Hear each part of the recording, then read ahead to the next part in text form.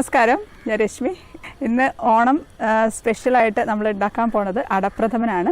ഒരുപാട് പേര് ആവശ്യപ്പെട്ടിട്ടുള്ള ഒരു റെസിപ്പിയാണ് കേട്ടോ ഇത്. ഈ ഓണത്തിന് എല്ലാവരും ഉണ്ടാക്കി വെക്കണം. നല്ല അടിപൊളി പായസമാണ് കേട്ടോ അത്.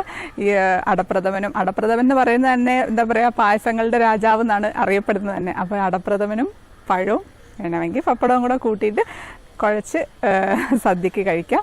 തീർച്ചയായിട്ടും നിങ്ങൾക്ക് ഇഷ്ടപ്പെടുന്ന ഒരു പ്രത്യേക ടേസ്റ്റുള്ള ഒരു പായസമാണ് കേട്ടത്. എളുപ്പത്തിൽ തയ്യാറാക്കാം, പക്ഷേ കുറച്ച് സമയം എടുക്കുന്നേ ഉള്ളൂ. എന്നാലും നല്ല ടേസ്റ്റുള്ള ഒരു പായസമാണ്. അപ്പോൾ തീർച്ചയായിട്ടും ഉണ്ടാക്കി നോക്കണം. അപ്പോൾ നമുക്ക് റെസിപ്പിയിലേക്ക് പോവാം. അപ്പോൾ നമുക്ക് അടപ്രഥമൻ ഉണ്ടാക്കാം. അതിന് വേണ്ടിയിട്ട് ഒരു പാക്കറ്റ് അടയാണ് കേട്ടോ എടുക്കുന്നത്. ഇതിപ്പം ഈ ഒരു കമ്പനിയുടെ അടയാണ് എടുക്കുന്നത്. ഏത് കമ്പനിയുടെ ആയാലും കുഴപ്പമൊന്നുമില്ല. ഇതിപ്പം എനിക്ക് ഇപ്രാവശ്യം കിട്ടിയത് വീറ്റിൻ്റെ അടയാണ് കേട്ടോ. മറ്റേ അരിയുടെ അട എനിക്ക് കിട്ടിയില്ല. അരിയുടെ അട വളരെ ചെറിയ അടയാണ് ഉള്ളത്. അത് പക്ഷേ അടപ്രഥമന് പറ്റില്ല. അപ്പോൾ അതുകൊണ്ട് ഇത് തന്നെ എടുക്കുകയാണ്. ഇതിപ്പം 200 ഗ്രാമാണ് കേട്ടോ ഉള്ളത്. ഇനിയിപ്പം അരിയുടെ അട കിട്ടുകയാണെന്നുണ്ടെങ്കിൽ ഇതേപോലെ തന്നെ ചെയ്താൽ മതി. നമുക്കിത് ഒന്ന് വേവിച്ചെടുക്കാം. അപ്പോൾ അതിനുവേണ്ടി ഞാനൊരു പാത്രത്തിൽ വെള്ളം വെച്ചിട്ട് തിളപ്പിക്കാനായിട്ട് ഒരു 1.5 ലിറ്ററോളം വെള്ളം എടുത്തിട്ടുണ്ട്. വെള്ളം നല്ലപോലെ കൂടുതൽ വേണം. ഇതിപ്പോൾ ഇത് നന്നായിട്ട് തിളച്ചിട്ടുണ്ട്. ഇനി നമുക്ക് അട ഇട്ട് കൊടുക്കാം. അട ഞാൻ കഴുകാറില്ല കേട്ടോ. എല്ലാവരും ചോദിക്കും ഇനി എന്താ അട കഴുകാത്തതെന്ന്. നമ്മളിപ്പോൾ സേമിയ ആണെങ്കിലും കഴുകിയിട്ടല്ലല്ലോ എടുക്കുന്നത്. പണ്ടൊക്കെ ആയിരുന്നു വെയിലത്തൊക്കെ ഇട്ട് ഉണക്ക പല കൈകളിലൂടെയൊക്കെ കടന്നു വന്നിട്ടുള്ളത്. പക്ഷേ ഇപ്പോൾ എന്ന് പറയുന്നത് എല്ലാം മെഷീനിലാണ്. അപ്പോൾ അതുകൊണ്ട് അതൊന്നും ഒരു പ്രശ്നമില്ല. ആരുടെയും കൈ ഒന്നും തൊടാതെ എല്ലാം മെഷീനിലാണ് വരുന്നത്. പിന്നെ ഇത് നല്ല വെട്ടി തിളച്ചുകൊണ്ടിരിക്കുന്ന വെള്ളത്തിലല്ലേ ഇടുന്നത്. അതുകൊണ്ട് കുഴപ്പമൊന്നുമില്ല. നമുക്കിത് ഡയറക്റ്റ് തിളച്ച വെള്ളത്തിലേക്ക് കുറേശ്ശെ ഇട്ട് കൊടുത്ത് ഇട്ട ഉടനെ തന്നെ ഇളക്കിക്കൊണ്ടിരിക്കണം കേട്ടോ. ഈ അടയെല്ലാം കൂടെ ഒരുമിച്ച് ഇട്ടിട്ട് തവി തപ്പാനായിട്ട് പോയിട്ടുണ്ടെങ്കിൽ അടകൾ തമ്മിൽ ഒട്ടിപ്പിടിച്ചു പോകും. അങ്ങനെ ഒട്ടിപ്പിടിച്ച് കഴിഞ്ഞാൽ പിന്നെ അത് വേവാൻ ബുദ്ധിമുട്ടാണ്. പല വേവൊക്കെ ആയിപ്പോവും. അപ്പോൾ അതുകൊണ്ട് ഇളക്കിക്കൊണ്ടിരിക്കണം. കുറേശ്ശെ ഇട്ടിട്ട് ഇളക്കിക്കൊണ്ടിരിക്കാം. അപ്പോൾ ഒരു മീഡിയം ഹൈ ഫ്ലെയിമിൽ തന്നെയാണ് കേട്ടോ വെച്ചിരിക്കുന്നത്. ഇത് വേവിക്കുന്ന സമയത്ത് ഇളക്കി തന്നെ വേവിക്കണം കേട്ടോ. അല്ലാന്നുണ്ടെങ്കിൽ ഇത് ഒട്ടിപ്പിടിച്ചു പോകും. ഇപ്പം കുറച്ച് സമയം കഴിഞ്ഞപ്പോഴത്തേക്കും ഇത് വെന്ത് വരുന്നുണ്ട്. നമ്മൾ തൊട്ട് നോക്കണം വെന്തിട്ടുണ്ടോ എന്ന്. നന്നായിട്ട് വെന്തതിന് ശേഷം മാത്രമേ നമ്മളിത് എടുക്കാവുള്ളൂ.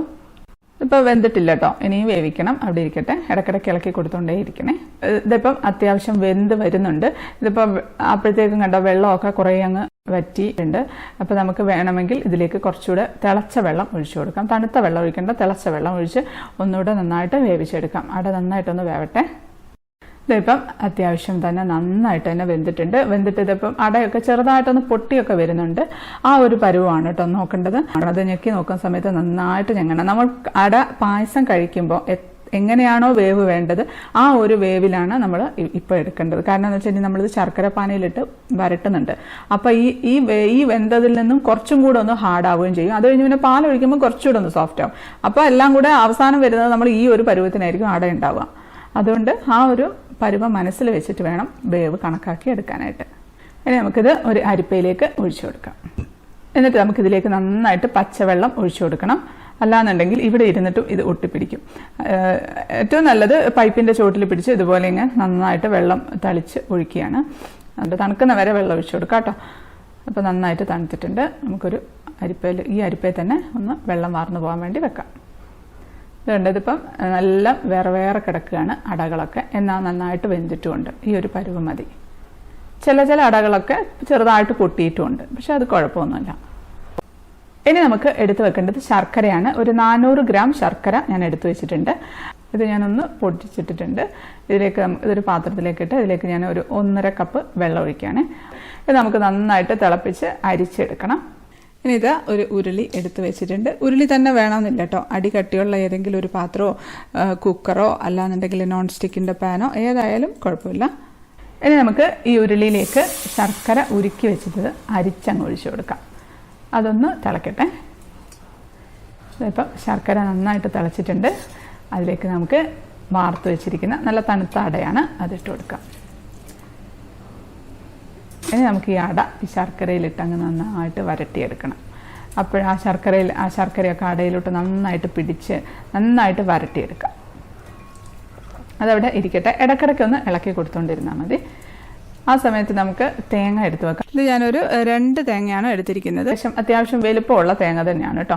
ഇപ്പോൾ ഇത്രയും തേങ്ങ എടുക്കാൻ താല്പര്യമില്ല എന്നുണ്ടെങ്കിൽ ഒരു പാക്കറ്റ് പശുവും പാലും കൂടെ വേണമെങ്കിൽ നമുക്ക് ചേർത്ത് കൊടുക്കാം. രണ്ടും കൂടെ മിക്സ് ആക്കിയിട്ടും ചെയ്യാം കേട്ടോ.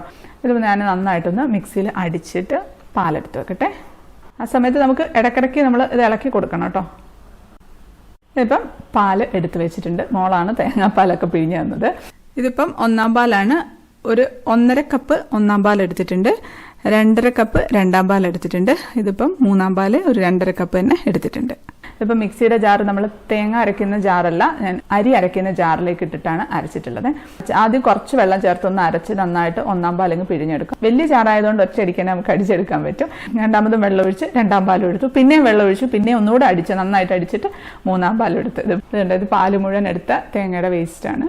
ഇത് മുഴുവൻ അരച്ച് കലക്കി ഫുൾ പാലൊക്കെ പിഴിഞ്ഞ് പരിപ്പെടുത്തിട്ടുണ്ട്. ഇതിൻ്റെ അപ്പോൾ നന്നായിട്ട് വരട്ടിയിട്ടുണ്ട്. ഒരുപാട് സമയം ഈ ശർക്കരയ്ക്കകത്ത് ഒത്തിരി സമയം ഇട്ട് കഴിഞ്ഞാൽ കല്ലിച്ചു പോകും കേട്ടോ അട. അപ്പോൾ അതുകൊണ്ട് അത്രയും സമയം വേണ്ട. എന്നാൽ നന്നായിട്ട് തന്നെ ഒന്ന് വരട്ടി. ഇനി അധികം സമയം വെച്ച് കഴിഞ്ഞാൽ പിന്നെയും ഉറപ്പ് അധികമായിപ്പോവും. അതുകൊണ്ട് നമുക്ക് പാലൊഴിച്ച് കൊടുക്കണം.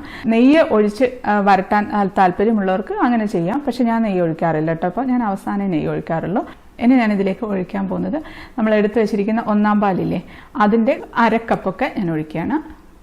1 പാലാണ് ആദ്യം. എല്ലാവരും 3 പാലല്ലേ ഒഴിക്കുക. എന്നിട്ട് ആ 1 പാലും ശർക്കരയും കൂടെ നന്നായിട്ട് അടയിൽ അങ്ങ് പിടിക്കണം. ഒരു 1-2 മിനിറ്റ് ഒന്ന് ഇളക്കി കൊടുക്കാം. ഈ പാലും നന്നായിട്ട് അടയിലോട്ട് അങ്ങ് പിടിക്കണം. അപ്പോൾ നല്ല ടേസ്റ്റ് ആയിരിക്കും പായസം. ഒരു പ്രത്യേക ടേസ്റ്റ് ആയിരിക്കും കേട്ടോ പായസം. അപ്പോൾ ഒരു 1-2 മിനിറ്റ് ഒക്കെ ഒന്ന് നന്നായിട്ടൊന്ന് ഇളക്കിയിട്ടുണ്ട്. ഇനി ഇതിലേക്ക് നമ്മൾ 3 പാൽ ഒഴിച്ചു കൊടുക്കാം. 3 പാൽ എടുത്ത് വെച്ചിരിക്കുന്ന മുഴുവൻ ഒഴിച്ചു കൊടുക്കാം. കുറച്ചൊരു മീഡിയം ഫ്ലെയിമിൽ, ഒരുപാട് ഹൈ ഫ്ലെയിമിൽ വെക്കണ്ട കേട്ടോ. ഒരു മീഡിയം ഫ്ലെയിമിൽ വെച്ച് അത് തിളയ്ക്കണം, അത്രയേ വേണ്ടൂ. അപ്പോൾ അത് കാരണം എന്ന് വെച്ചാൽ നമ്മുടെ ഈ അട ഒന്നുകൂടെ ഒന്ന് സോഫ്റ്റ് ആവണം. ഇപ്പം ശർക്കരയെ കിടന്നപ്പോഴത്തേക്ക് ഉച്ചി ഒന്ന് ഹാർഡായിട്ടുണ്ടാവും. അതൊന്നുകൂടെ ഒന്ന് സോഫ്റ്റ് ആവണം. അപ്പം കുറച്ച് സമയം ആയിട്ടുണ്ട്. ഇപ്പം നന്നായിട്ട് ഒന്ന് വറ്റിയിട്ടുണ്ട്. വറ്റുമ്പോഴത്തേക്ക് നമുക്ക് 2 പാൽ ഒഴിച്ചു കൊടുക്കാം. 2 പാൽ എടുത്ത് വെച്ചിരിക്കുന്നത് മുഴുവൻ ഒഴിച്ചു കൊടുക്കാം. ഇനി ഈ 2 പാലിലും കിടന്ന് ഇത് നന്നായിട്ടൊന്ന് വറ്റി വരട്ടെ. ഇളക്കി കൊടുക്കണം കേട്ടോ. ഇടയ്ക്കൊന്ന് ഇളക്കി കൊടുക്കണം. അടയൊക്കെ ഒട്ടിപ്പിടിച്ചിട്ടുണ്ടെന്നുണ്ടെങ്കിൽ ഒട്ടിപ്പിടിച്ചിരിക്കുന്ന പോർഷൻ വേവ് ഉണ്ടാവില്ല. അപ്പോൾ അതിനൊരു ഹാർഡായിരിക്കും. അത് അവിടെ ഇരുന്ന് തിളക്കട്ടെ. ആ സമയത്ത് നമുക്ക് വണ്ടിപ്പരിപ്പ് മുന്തിരി ഒന്ന് ഫ്രൈ ചെയ്തെടുക്കാം. അപ്പോൾ ഞാൻ 1 ടേബിൾ സ്പൂൺ നെയ്യ് ഒഴിച്ചു കൊടുക്കുകയാണ്. അതിലേക്ക് നമുക്ക് കുറച്ച് അണ്ടിപ്പരിപ്പ് ഇട്ട് കൊടുക്കാം. അതൊന്ന് വറുത്തെടുത്തിട്ടുണ്ട്. നമുക്ക് മാറ്റി വയ്ക്കാം. അതേപോലെ കുറച്ച് ഉണക്കമുന്തിരിയും കൂടെ ഇട്ട് കൊടുക്കാം. അതൊന്ന് വീർത്ത് വന്നിട്ടുണ്ട്. അത് നമുക്ക് മാറ്റി വയ്ക്കാം. ഞാൻ ഈ നെയ്യ് പായസത്തിൽ ഒഴിക്കാറില്ല കേട്ടോ. പലരും ഒഴിച്ചൊക്കെ കണ്ടിട്ടുണ്ട്. എന്തോ എനിക്ക് അങ്ങനെ ഞാൻ ഒഴിക്കാറില്ല. ഞാൻ നല്ല നെയ്യിൻ്റെ ആ ഒരു മണം വരാൻ വേണ്ടി പച്ച നെയ്യ് തന്നെയാണ് ഒഴിക്കാറ്. ശർക്കര കൊണ്ട് എന്തുണ്ടാക്കിയാലും ഞാൻ അതിൽ ഒരു നുള്ളു ഉപ്പും പഞ്ചസാരയും ചേർക്കാറുണ്ട്. കാരണം എന്ന് വെച്ചാൽ ശർക്കരയുടെ ആ ഒരു കുത്തലില്ലാതിരിക്കാൻ വേണ്ടിയാണ് പഞ്ചസാര ചേർക്കുന്നത്. ഒരു നുള്ള ഉപ്പ് ചേർക്കുന്നത് അതിനൊരു വെള്ളത്തിൻ്റെ ഒരു ചുവയുണ്ട്. അപ്പം നാട്ടിൻപുറത്തൊക്കെ പറയും വെള്ളം പുളിക്കുന്നതെന്ന്.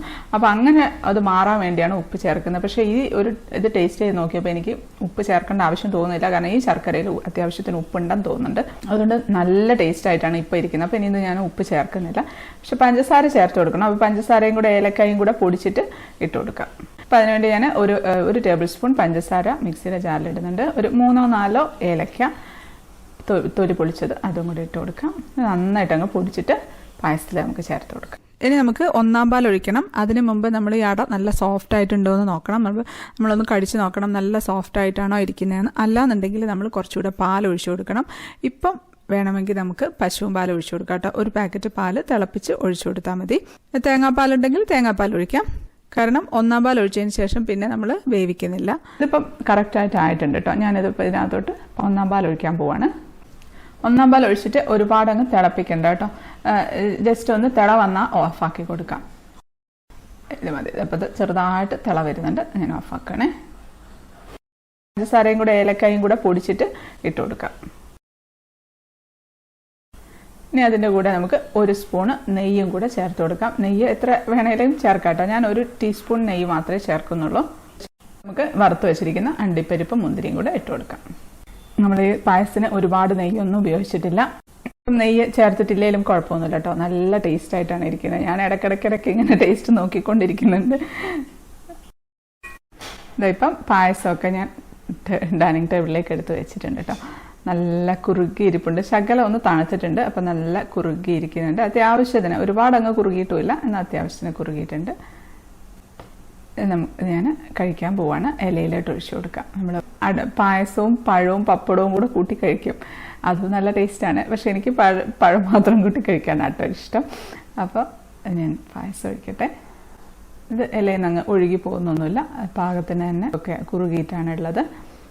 ഞാനൊരു പഴം എടുത്ത് ഇടാം.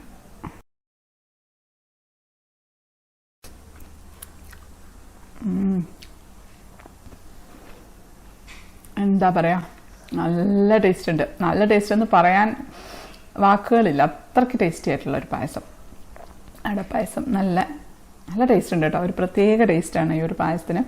നെയ്യിൻ്റെ ഒന്നും ടേസ്റ്റൊന്നും അധികമൊന്നും മുന്നിലില്ല. എല്ലാം പാകത്തിനാണ്, മധുരവും പാകത്തിനാണ്. നല്ല ടേസ്റ്റ് ഉണ്ട്. തീർച്ചയായിട്ടും നിങ്ങൾക്ക് ഇഷ്ടപ്പെടും. എന്തായാലും ഉണ്ടാക്കി നോക്കണം കേട്ടോ. അത്രയ്ക്ക് ടേസ്റ്റുള്ള ഒരു പായസമാണ്. തീർച്ചയായിട്ടും നിങ്ങൾക്ക് ഇഷ്ടപ്പെടും. എല്ലാവർക്കും ഒരിക്കൽ കൂടി എൻ്റെയും എൻ്റെ ഫാമിലിയുടെയും ഓണാശംസകൾ. അപ്പം നാളെയാണ് ഓണം. അടയൊക്കെ വാങ്ങിച്ചു വെച്ചിട്ടുണ്ടാവും എല്ലാവരും. അപ്പം എല്ലാവരും ഈ ഒരു രീതിയിലൊന്ന് ഉണ്ടാക്കി നോക്കണം. തീർച്ചയായിട്ടും നിങ്ങൾക്ക് ഇഷ്ടപ്പെടും. വീഡിയോ ഇഷ്ടപ്പെട്ടു എന്ന് വിശ്വസിക്കുന്നു. ഇഷ്ടപ്പെട്ട ലൈക്ക് ചെയ്യാനും കമൻറ്റ് ചെയ്യാനും ഷെയർ ചെയ്യാനും ഒന്നും മറക്കല്ലേ. സബ്സ്ക്രൈബ് ചെയ്യാത്തവർ ഒന്ന് സബ്സ്ക്രൈബ് ചെയ്തേക്കണേ. അപ്പോൾ നമുക്ക് അടുത്തൊരു അടിപൊളി റെസിപ്പി ആയിട്ട് കാണാം. അതുവരേക്കും stay happy, stay positive. Bye.